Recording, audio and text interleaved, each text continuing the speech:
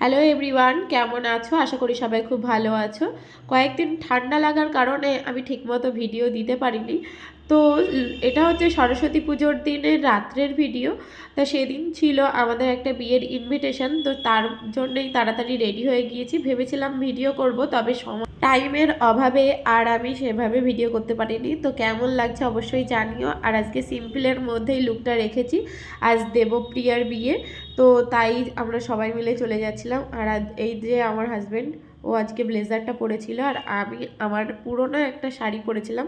তবে শাড়িটা 1 থেকে 2 বারই পরা হয়েছে। আর বিয়ের পুরো জায়গাটা কেমন সাজিয়েছে তোমাদের সঙ্গে সবটাই শেয়ার করব। তো দেখো, এই যে ওর এখন আশীর্বাদ চলছে। আমরা মোটামুটি ওই 9:30টার দিকে এসেছিলাম, আর ওর বিয়ের লগ্নটা ছিল 10:30টার দিকে।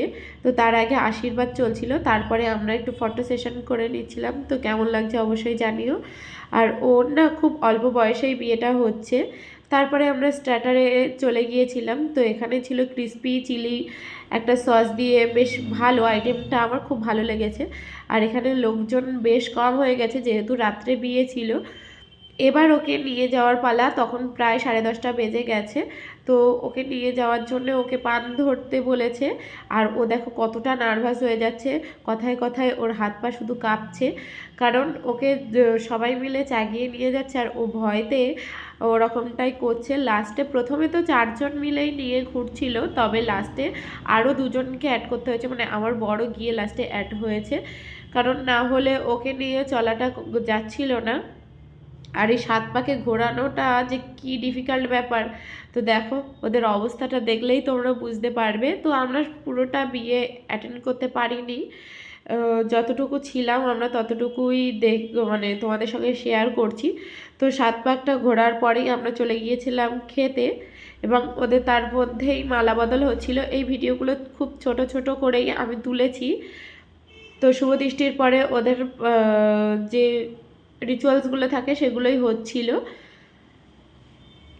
তো আমার কিছু কিছু ভিডিও আগে পরে হয়ে গিয়েছে, তো তোমরা একটু ঠিকঠাক করে নিও। তার মধ্যেই আমি আবার একটু চলে গিয়েছিলাম ফটো সেশন করতে। আর পুরো বিয়েবাড়িটা খুব সুন্দরভাবে সাজিয়েছে, আর আমার ওভারঅল লুকটা এটাই ছিল। তো চলো এবার বিয়েতে কি কি খেলাম সেটাই, মানে মেনুটা তোমাদের সঙ্গে শেয়ার করা যাক। তো প্রথমেই আমরা থালাটাকে ভালো করে পরিষ্কার করে নিলাম। তার মধ্যে ছিল লেবু, চিকেন তন্দুরি, তার সাথে ছিল একটা সস, যে সসটা আমার খুব ভালো লাগে। তারপরে ছিল বেবি নান, তার সঙ্গে ছিল একটা চিলি পনির টাইপের একটা কি জিনিস, বেশ ভালো লেগেছে।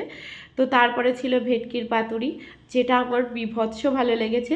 আর আমি না মাছ, এই ভেটকির পাতুরিটাই বেশি ভালো খাই, যার কারণেই আমি দুটো নিয়েছিলাম। তার মধ্যে স্যালাড চলে এসেছিলো, এরপরে দই কাতলা, তারপরে মাংস, মানে খাসির মাংস, খুব সুন্দর হয়েছিল মাংসটা। তারপরে হচ্ছে চাটনি, পাঁপড়, আর তারপরে মিষ্টি।